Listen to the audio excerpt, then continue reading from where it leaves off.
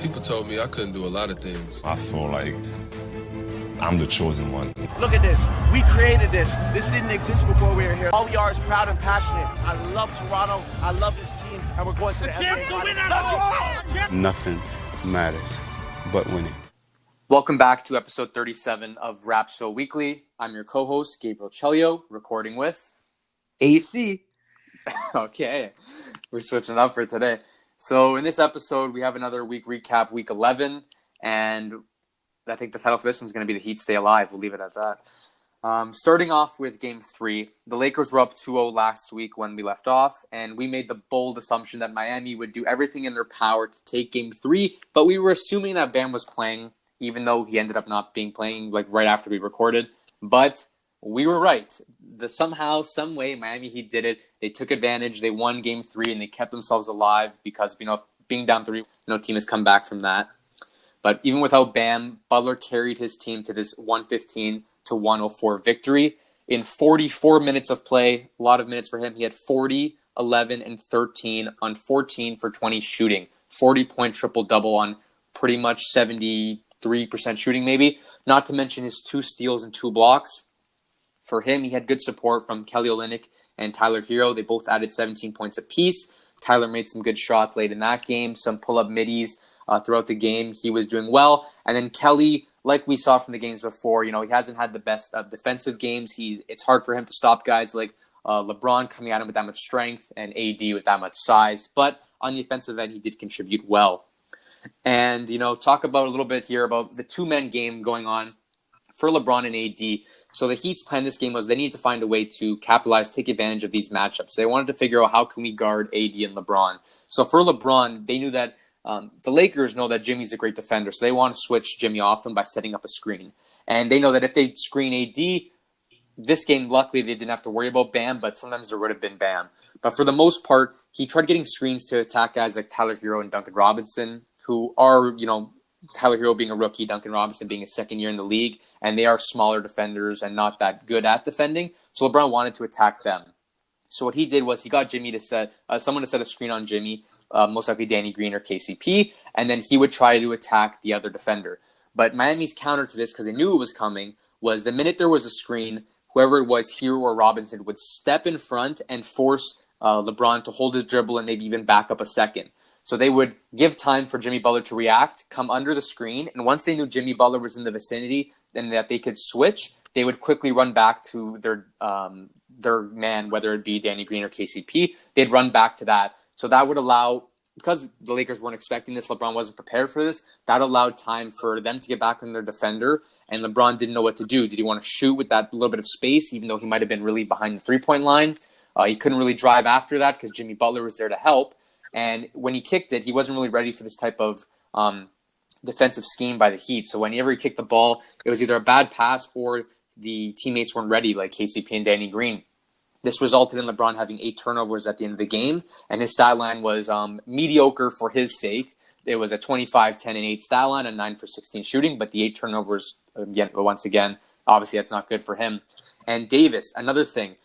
Just like double-teaming LeBron sort of for that quick instance, with Davis, they really double-teamed him a lot, especially when he got on the wings, because that's not necessarily his best area. He operates in the post, or even his 3-ball, which has improved dramatically over the summer. I know Adam mentioned that to me before, working with Lethal Shooter. Yeah. He's improved that mid-range, which he did a lot of later in the series, and that 3-ball's been consistent. So what they did, the Heat, to counter this was they would get him around the wing area and double-team him, and this caused him to not know what to do. He couldn't have space to post up. He's not too far in the post. He wasn't in range to shoot, and with the pressure on him, he made a couple of bad passes this game. His final stat line ended up being 15, 5, and 3, but he had 5 turnovers. So clearly a lot of turnovers for their 2 main stars. That worked really well for the Heat's favor. And off the bench, there wasn't really much help for the Lakers. They did have Kuz and Morris, Kyle Kuzma and Markieff Morris, 19 points apiece, but that wasn't enough for them. No one really else contributed that much.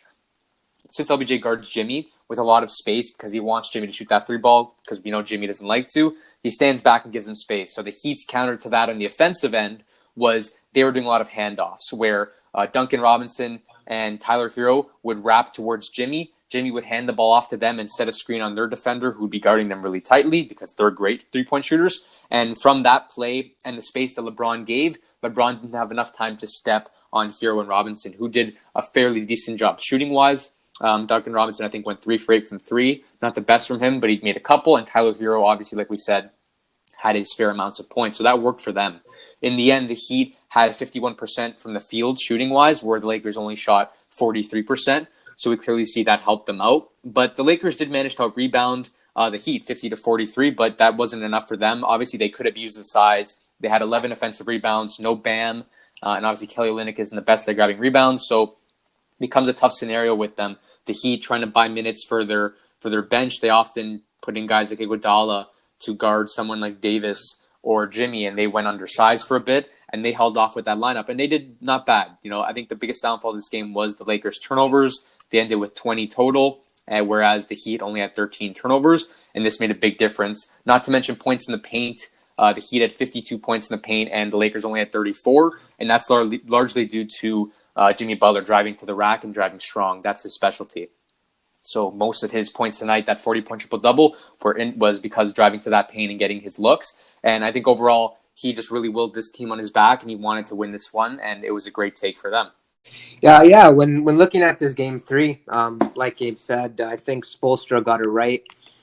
With Bam being out of the lineup in this game 3, double teaming guys like Davis, LeBron, obviously not having the paint presence in Myers Leonard and Kelly Olynyk, with them being stretch bigs and more useful, obviously, on the offensive end.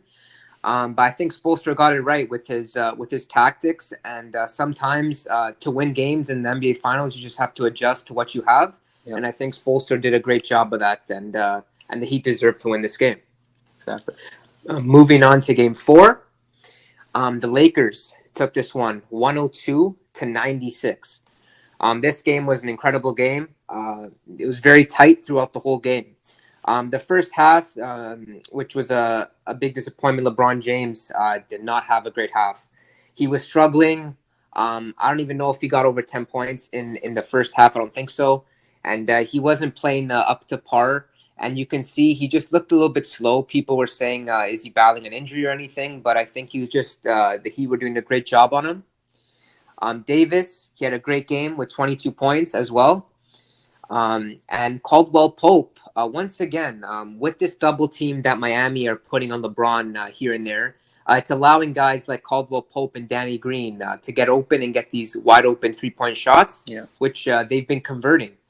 15 points with Caldwell Pope this game and 10 points from Danny Green. So they're doing a great job of capitalizing on their opportunities that LeBron is giving them with open shots. Dwight Howard didn't have too much of a presence in this game. And in this series, he's kind of just been, to be honest, just a cheerleader. And he hasn't been inside presence or causing much issues and hasn't been getting too much playtime. Marquise Morris, he had a decent game with 9 points, hit his shots when he had to. Rondo, another big performance, 7 rebounds, 5 assists. Doing the things not on the stat sheet that the stat sheet doesn't always show, which makes a big point for the Lakers. And Caruso had a decent game with 7 points.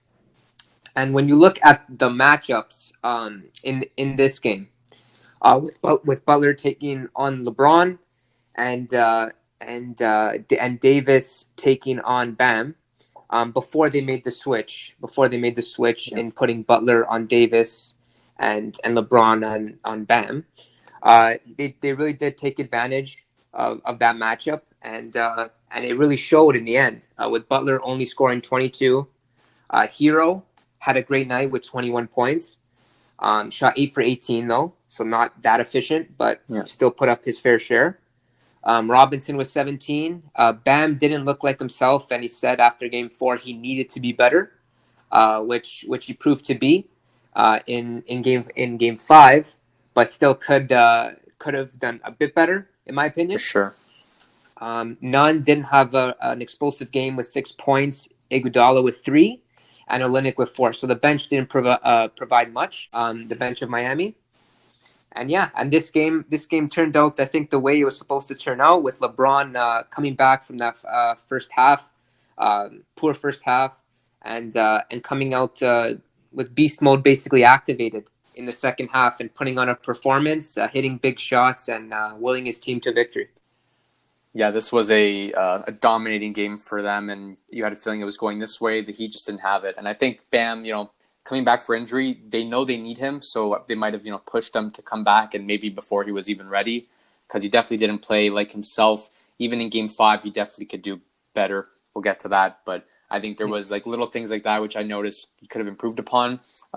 Green and KCP, I wanted to just talk about them. We'll talk about them the next game too, but I feel like they're Green not as much, but KCP especially. I think he's making a lot of big shots, even if they're not shooting the best efficiency-wise and they're not making the most three-pointers.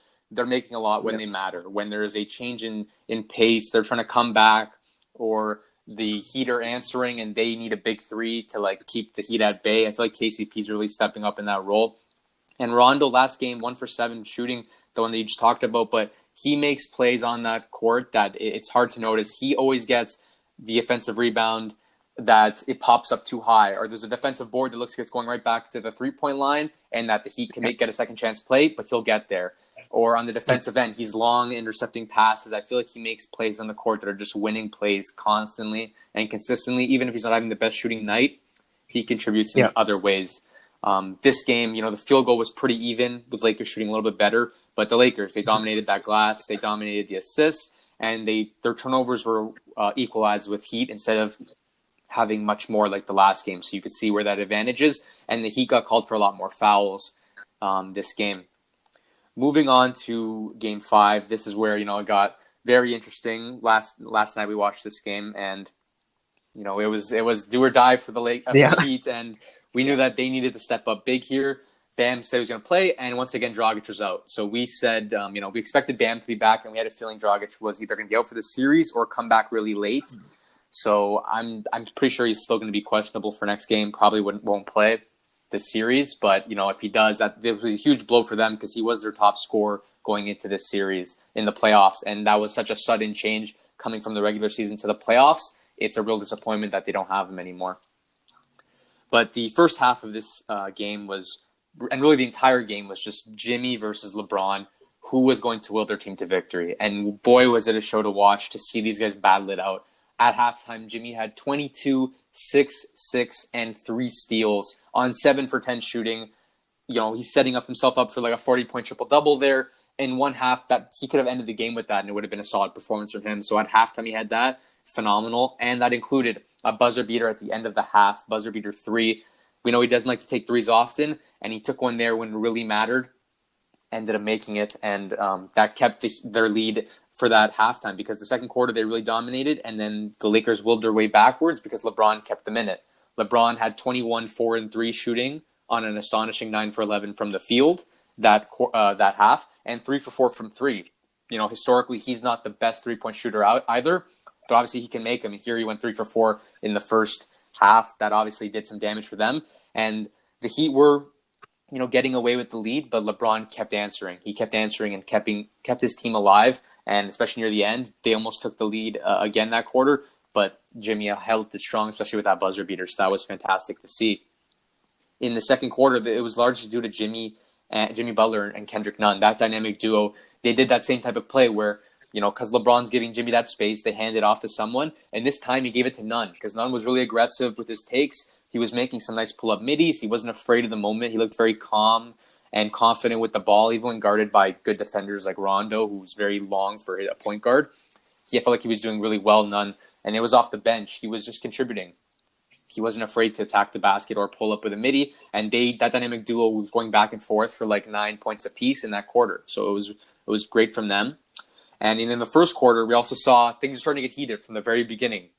Dwight Howard versus Jimmy Butler. They had a little bit of a scuffle under the basket. They got tangled, and then they started pushing each other, and then they were locked arms, and Dwight was yelling at him to get off me, and Jimmy wasn't backing down. So from the beginning, we knew this was going to be a very interesting ball game, very scrappy. It's smart though for Jimmy to not get too aggravated with Dwight, because if you look at it realistically, it's a good exchange for the Lakers. Yeah, it's like an even ejection. if both got ejected. You're taking away Dwight Howard, who doesn't get much minutes and plays behind Davis, and you're looking at Jimmy Butler for the Heat, their star players. So the Lakers didn't mind that confrontation and Howard getting into his face. Yeah, that stems from, I guess you mentioned it last game. You said that Howard has like that smaller role where he hasn't stepped up a lot, so he's doing some questionable things on the court to, I guess, make his presence known. I feel like this game I saw a couple of like dirty, like very heavily contact plays under the basket where he was pushing at guys, pulling them down under the basket. I believe like guys like him and Davis were like hitting guys in the basket, and no ref weren't calling anything. I think Crowder got knocked over at one point. No one called anything. I think Howard was doing a lot of pushing underneath, and he was really using his size there. And you saw he did get called for a flagrant one in the second half because he basically slapped Jimmy Butler in the back of the head, didn't even get the ball. He just fully whacked him, clear flagrant. And he was trying to show a little bit of his presence, I guess, because he was so absent the other game. Yeah, players do that when they know they don't have the skill to match up against the players they're versing. Yeah. And I think Dwight can't do much against Bam on the inside. So he's just doing that to kind of not really make his presence known because it's not really being known. He's causing more issues for his team, giving them Miami points at the line, and just causing problems. So I don't know if that's a positive for the Lakers or a negative, but yeah. Yeah, I felt like KCP once again this game. I'll let Adam take the box scores, but I know KCP made a bunch of big shots, like I mentioned before. I feel like he wasn't making them all, but he was making those big ones. When the Lakers had that run and they were down by 3 or down by 4, and they were trying to get just there to catch the Heat, KCP was making that 3. Or late game in this series, he's been making those fourth quarter threes when they matter. He's stepped up big for them. And Davis, another guy where, like I said, he abused his size, like under the basket, late game especially. He was like the biggest guy in the court most of the time, catching offensive boards. He did make that putback at the end of the game to take the lead briefly. So he was abusing that matchup. But his play is going to be questionable moving forward because at the end of this first quarter, he did hurt his ankle. He rolled it. He couldn't put a lot of weight on it. He walked it off and got back in the game. But I feel like he's been getting injured, and he's had little scary moments throughout this series, throughout the playoffs, that I feel like he's constantly getting injured somehow, and it's not looking good for him moving forward. I don't know if his play is going to be affected by this. Yeah. When looking at it, Davis had 28 points, as you mentioned, the injury. Yeah. It's obviously it's huge for him, obviously, to be 100%. But after Game 5, I saw an interview that Bam Adebayo was speaking, and he was saying that once you get to this level in the NBA Finals, everyone's not 100%. So it's just whatever. You just pretend like you're 100%, and try to play your best. But everyone is not 100% because everyone's obviously tired. Injury. They're obviously fatigued from the rounds before, right? So it's obviously a buildup of that. So yeah, Davis had a great game with 28 points. Nothing you could ask of him, especially with re-aggravating his injury. He played great. Yeah, 12 boards, 3 assists, 3 steals, 3 blocks. He filled everything. Filled all the stat lines, really. Filled the stat line defensively, and he did his job. LeBron James also, nothing you can say about him. People will say, he didn't carry his team or he should have shot the last shot. That's not his fault. He had a 40-point, almost triple-double. He did with 13 rebounds. 17 assists. 7 assists, right? 7 assists. Yeah. It's crazy. 3 steals. And he performed. He for sure performed on the big stage, and you can't complain about his performance. Caldwell Pope, like you said, Gabe, he's hitting those big-time shots when they matter, those open looks, and that's what he was. He's there for, just a sharp shooter, and he's even getting to the rim a couple of times. We've seen him explode to the rim. I never knew he had that kind of acceleration in his game. But wow, he can really drive the basketball. Danny Green, I don't know what to say about this guy. This guy surprising me more and more every day. Talk about the last shot, I guess. I mean, he brags about his veteran ability and his experience, but in those big moments, that's what he was brought there to do. Yep. Make those big shots, make those big plays when they matter. And LeBron, it was almost a triple team, and he kicked it right out to him. And at the top of the arc, a wide open 3-point shot. He has to be making that shot, and the Lakers should be winning the championship. That was just horrible. And then you see Morris catching the ball and then trying to throw it in to Davis. To Davis. and he just way overthrew that pass, and he just went straight out of bounds. And LeBron was looking at him like what are you doing? Like what is happening here? I don't. And then Morris said to him, he's like, "It's my fault." Yeah. And what are you going to say to that? Yeah, okay. But whoever's saying that LeBron should have taken that shot, like, if you're a true basketball fan, man, you know that's not a good shot to take. He's got 3 guys on him. The best of the best, they'll pass up that opportunity. You've seen in the past, Michael Jordan, he got doubled or triple over. He gave it out to Steve Kerr. They won the championship. Kobe Bryant kicked it out to Metta World Peace. They won the championship. There's opportunities in the playoffs, especially in the finals, where everyone has to be ready and everyone has to contribute in order to win. It can't just be one guy. LeBron had a 40-point near triple-double, amazing stats, but in that scenario, 2 to 3 guys on him, he drew the play the way it was supposed to happen. Like we said before, the Lakers started to realize in these last 2 games, Game 4 and Game 5, although they lost this one and won the last one, they realized that play that they were doing when Jimmy would go under the screen, they would get Duncan or Hero to step, and then Jimmy gets back, and then they have a wide-open shooter. LeBron tried to use this whole game because Bam's back. They don't want to screen with Davis, so he was just doing the screens with Danny Green and KCP to get them open for shots because he knew he could draw both defenders. They were doing it all game, so this time it worked completely. They knew LeBron James will take the game-winning shot. What happened? He draw 3 defenders on him. Clearly, he drew 3 guys and he kicked it to a wide-open shooter. It's the good play to make. No matter if you're the greatest player of all time, whoever you are, that's the good basketball play to make. You're fully contested there. I know you want to chuck it up and be the winner, but that's the good play. If he missed that shot, everyone would have said, he's a hog. Why didn't he pass the ball? That was the good play to give to Danny Green. It was his job to make the shot, and he missed. And LeBron said, I was confident he would make the shot. That's your job as a teammate. You have to trust your teammates, and he has to trust Danny to make the shot. It's Danny's fault that he didn't make it. Probably the biggest shot of Danny Green's career to win a championship, and that's going to haunt them for a little bit, especially if this series does a little turn. And not to mention Morris there. You're catching a rebound. You have Danny Green behind you, wide open. So Danny Green has a second chance to win the championship. Didn't do that. Option 2, you maybe had LeBron cross-court on the wing, who would have been contested for the shot to win the game. But once again, it's LeBron James. So if you wanted to give it to him, you could. But he played it to Davis under the basket, and it was a horrible pass. First off, Ben was pushing him underneath Davis. He was moving him out from the basket. So the pass was way off. But even if it wasn't way off, it was so high, Davis was not in a position to leap that high to grab that ball. Just a bad pass. And it was a little bit of a JR moment. People have already started with the memes of LeBron looking at JR in game 1 of the last against the finals against Golden State 2018. It was the same type of moment. It was like, what are you doing? What type of pass is that? You had so many other options. But that's also Vogel's fault, Gabe. Why is Marcus Morris on the court at that time? Yeah, it's a lot of size. That's what I was thinking. Because they're running this play with the shooters, that would have been a good option for them, unless they were looking at Morris to set some type of off-ball screen or something. But KCP would have been a good option, especially because KCP's been shooting better than Danny Green. I feel like he would have been good there, unless they think maybe Danny Green's the better defender out of the two. But still, I think KCP would have been the best option on the floor for his shot-making ability this series.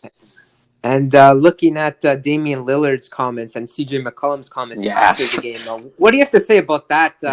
Both having them having 0 rings and having no playoff success. For them to be making those comments, which were saying that they both would have shot even if LeBron had the triple team. Yeah, that totally makes no sense, and I think that's just a comment that they just threw out there to make LeBron look bad. But to be honest, I don't know why those guys are talking because they hadn't had much playoff success themselves. Yeah, no, you're definitely right, and I think that it's definitely not the right basketball play to take that shot yourself. I get it. They look at themselves as elite scorers, that they can make those type of shots, and especially in the clutch moments, they want to make those shots.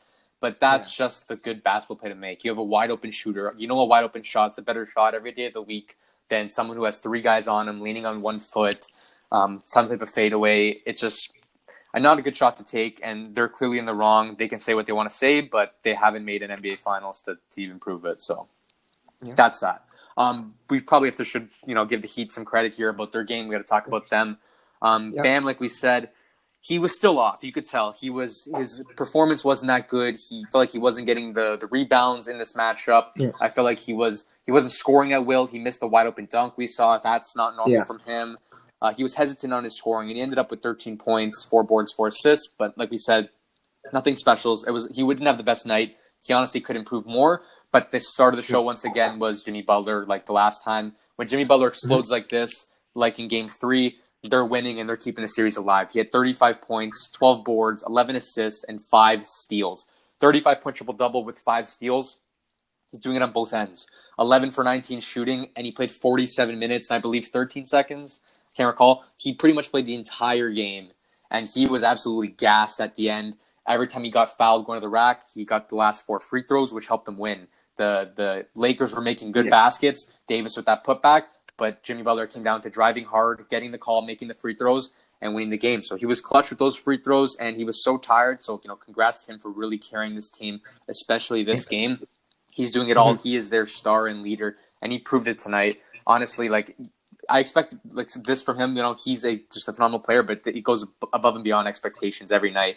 And you can't fault the guy because he's working so hard, and I feel like he deserves a lot more calls than he gets. He went to the free throw line for 12 shots, but I feel like he could get even more for how physical he is. The Lakers, they're good defenders, and Davis is someone that guards, he's long. He can jump straight up in the air and get a solid contest, and then Frank Vogel wanted to argue that it was a vertical contest. He jumped vertically. There's no foul there. He didn't. He went forward. That's not vertical. And forward is not vertical. Yeah, and Morris, he said, touched the ball. But either way, I just want to say, although you can get guys to defend that, I feel like Jimmy draws so much contact, it'd be a shame if you didn't give him the foul call.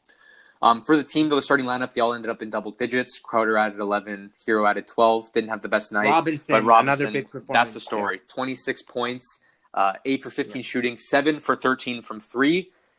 Plus, he made that putback dunk. So 7 threes in NBA Finals from a second-year kid. That's phenomenal. 5 rebounds, 26 points. Only Curry and Allen had more threes in an NBA Finals game. So credits to him. That's a big performance there. Exactly. So you could see, his effect was dramatic this game. It was all catch and shoot threes, handoffs, coming around screens, a couple of and one threes. He was fully contested there, and he was just making shot after shot when they needed him to step up. He stepped up. And when they have a spark like that, besides Jimmy Butler, it's a good game for the Heat and that they can do something with that game. And you know what? He deserves it because he's a good shooter, and I feel like he doesn't get the benefit of the doubt most of the time. You saw he got that N1-3, but earlier on, Davis jumped at him full speed, pretty much knocked him over, landed on him, and there was no call from the referee. The referee was right there, literally helped pick up Robinson right in front of the Heat bench, no call and then foul. So on the defensive end, he wasn't getting anything. He drives hard to the rack, he won't get a foul, he'll just miss the layup.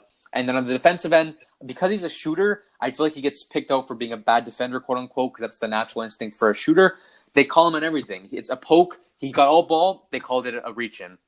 LeBron drove at him. He didn't even go up to contest it. He just stood there as LeBron ran by, and he got called for a foul, and LeBron got the N1. I feel like they point him out so much on that the refereeing side of things that I feel like he deserved to have an explosion on the offensive end just to prove it that something went right for once for him. And you see that the Heat, they cut the roster down to 7 guys because Jimmy played 47 minutes. They only had Iguodala playing and none. Iggy added no points, but he did do a good job in defending. Davis, LeBron, when they needed him to, he got 6 rebounds. And Kendrick Nunn, that 14 points, we said that second quarter for him was big. And 6 for 11 shooting, he did a solid job.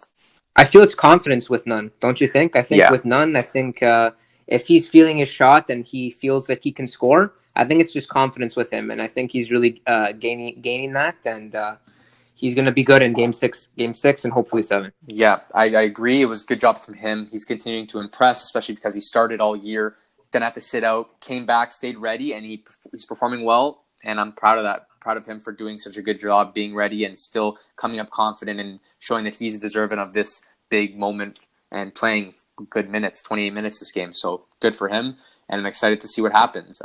As we approach the end of this episode, the series is now 3-2 because the Miami Heat did win 111-108 after those free throws. And, now it's a series. We got to see if Sunday night will the Heat come out to perform. Will they keep the series alive, or will the Lakers take home the championship and LeBron will get his 4th? I just wanted to mention before we end here, I just wanted to mention Jeff Van Gundy, one of the ESPN TNT reporters. He's mentioning that everyone's flopping, and I just wanted to say that's great that he's mentioning it on national television and kind of saying that the players that the refs are kind of falling into the players' traps of flailing and all of that, because that's not playoff basketball. That's just that's acting and drama. And I think he's done a great job of emphasizing that on national television, so people can hear and see that the players sometimes are exaggerate on calls that shouldn't be made. Yeah, the one example I can think of off the top of my head, I saw KCP do that. Once again, Duncan Robinson got called for poking him in the eye, and he kind of swiped by him, and then a late flail reaction. The ref didn't even see the call. They didn't call it. They just saw KCP for like a couple seconds, was on the ground on like one knee, and he was holding his eye, and they just gave him the call, even though they didn't see it. So once again, a dive, a flail, and then Robinson getting called wrongfully without them even seeing it. He continues to get bad calls from the ref. Okay, that wraps it up. We are excited to see what happens. The next one, we will have an NBA championship. So it will be interesting to see. Sir. And everyone stay tuned. Thank you all for watching. Please check us out on Instagram at Rapzville for NBA news, NBA content. The audio version of this can be found on Spotify, Apple Podcasts, Google Podcasts. And if you want visuals, head to YouTube. That's us signing out. Peace. Peace.